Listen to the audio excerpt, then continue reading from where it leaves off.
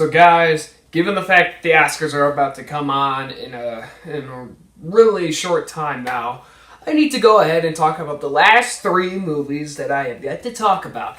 And that is Call Me By Your Name, The Post, and The Phantom Thread.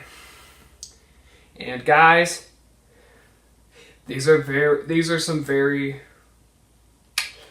movies that are worth talking about. So guys, given the fact that this video does need to get out there, normally I don't like rushing a video, but with these Oscar movies, I just recently decided that I was going to watch all of them and then review them.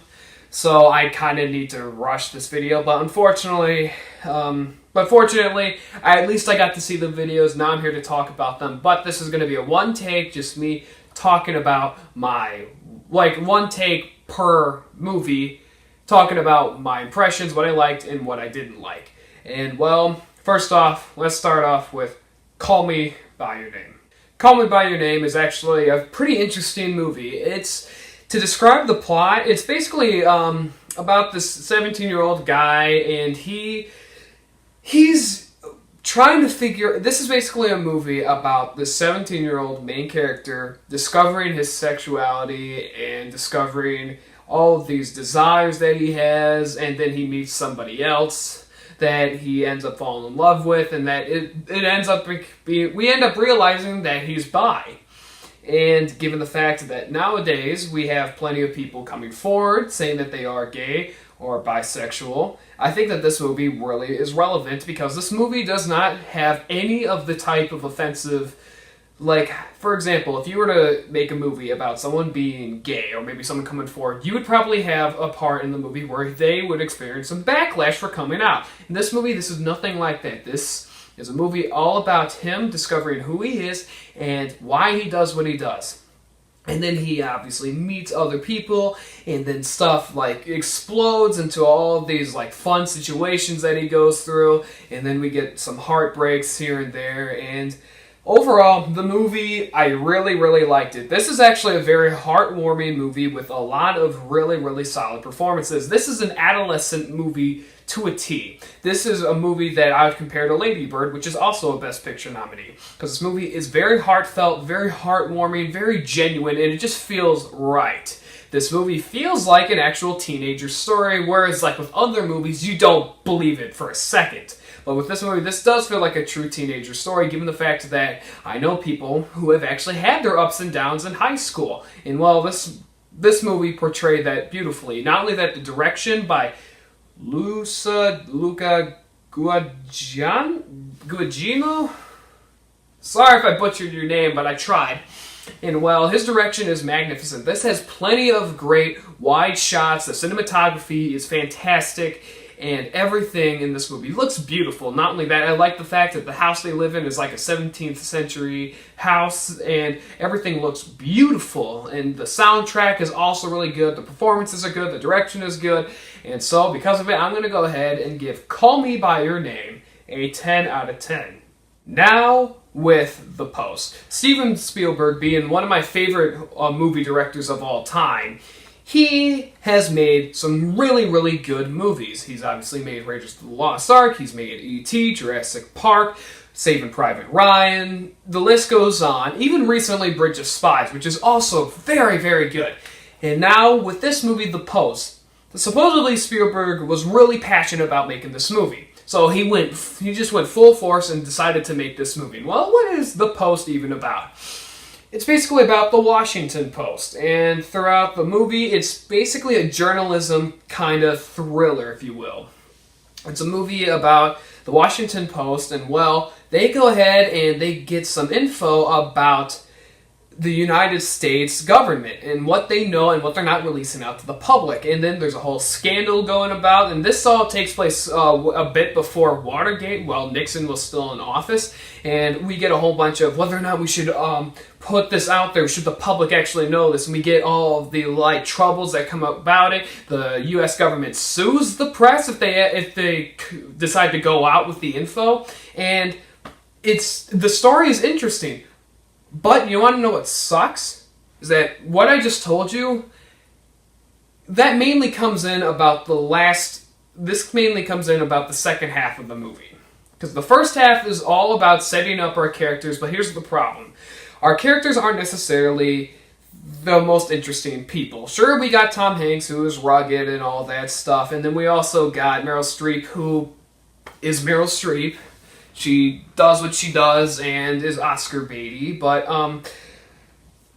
here's the thing. Their characters are not as interesting as someone, let's say, like Indiana Jones, not as interesting as E.T. the Alien, not as interesting as any of the characters from pretty much any other Spielberg movie, if I'm being honest, because this movie tries to focus on them, but yet it doesn't work, because the first half of the movie is pretty boring.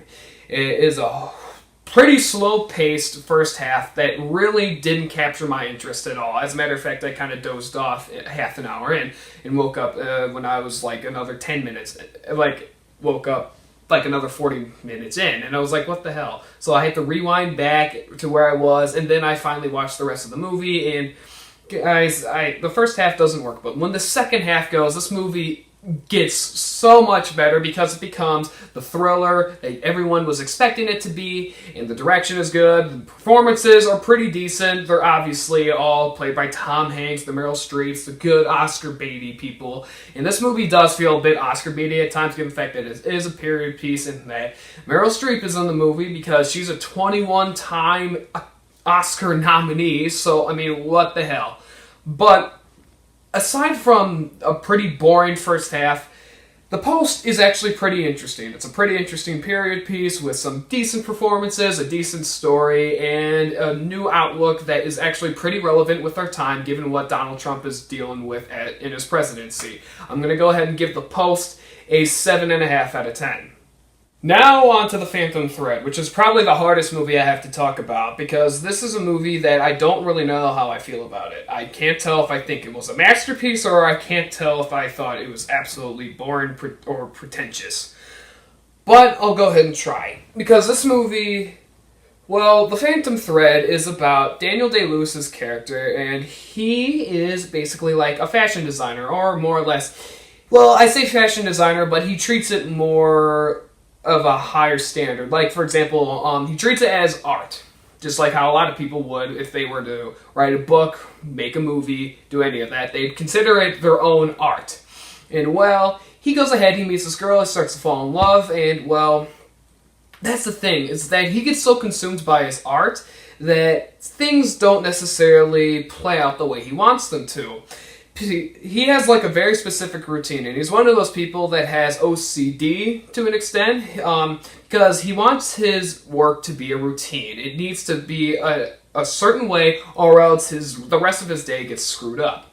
And, well, that's the problem, is that stuff does come up and it ruins his attitude. And, well, Daniel Day-Lewis in this movie portrays his character magnificently. This is not...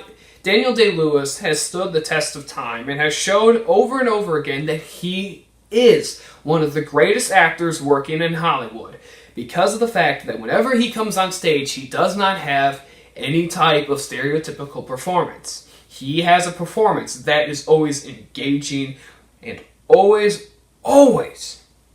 their own character. There is no character that feels alike. If you were to put all the Daniel Day-Lewis characters right next to each other, none of them are alike.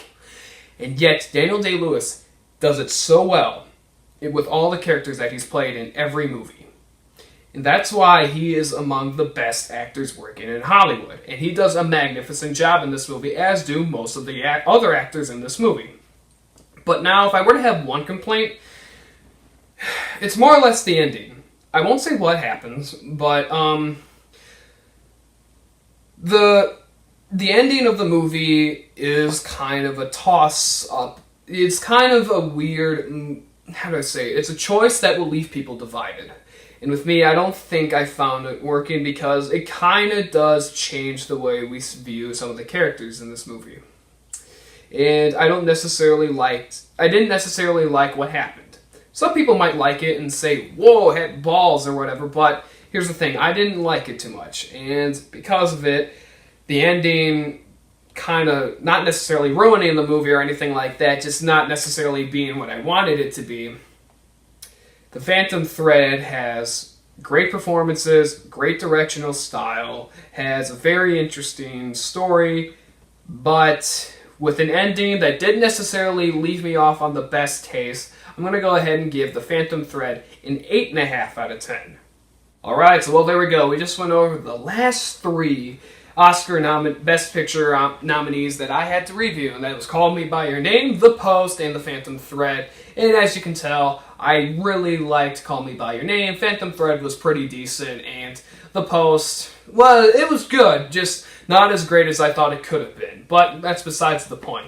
So, guys, there you go. I hope you guys have a great day, evening, night, whatever the heck time you're watching this. I'm going to go ahead and film a live reaction to who wins the top 5 Best Picture, the top 5 Oscars and all that, and they are Best Actor, Best Writer, if I'm correct, Best Director, obviously Best Picture, and if I'm correct, it's Best Soundtrack. I don't know what the top 5 are. I'm gonna have to look them up again, but whatever. You guys are gonna get my live reactions, and I'm gonna create another video saying who I believe should win Best Picture and all that. So, guys, hope you guys have a great day, evening, night, whatever the heck time you're watching this, and I will see you next time.